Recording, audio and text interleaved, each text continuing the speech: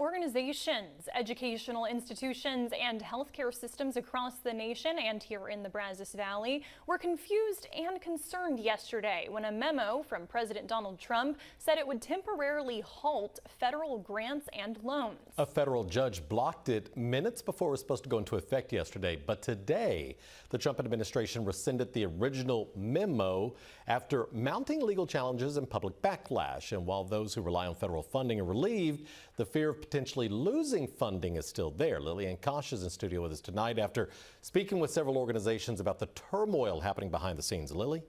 Yes, guys, the funding freeze might be over temporarily, but for the past 48 hours, local nonprofits were scrambling. Some unsure if their federal support would suddenly disappear, others worried about the increase of clients they would potentially take on.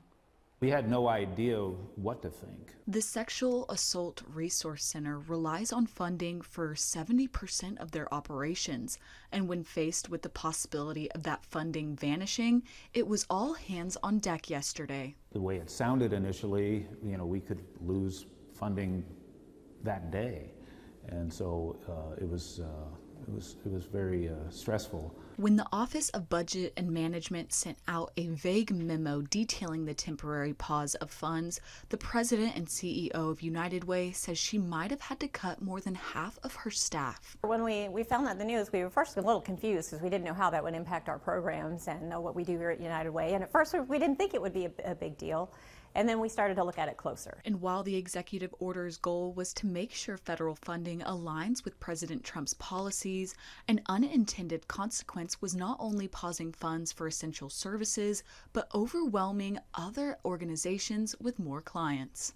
If all of those other organizations aren't able to provide care at the same capacity or services to those patients, they're going to have to go somewhere. And frequently it'll be nonprofits that aren't federally funded who will be left kind of trying to pick up the slack.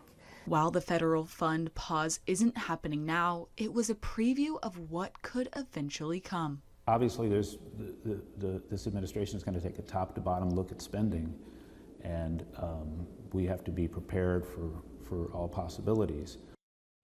Those organizations told me they're now looking into other avenues for funding in case the federal funds they receive change in the future. In studio, Lillian Kosh, News 3.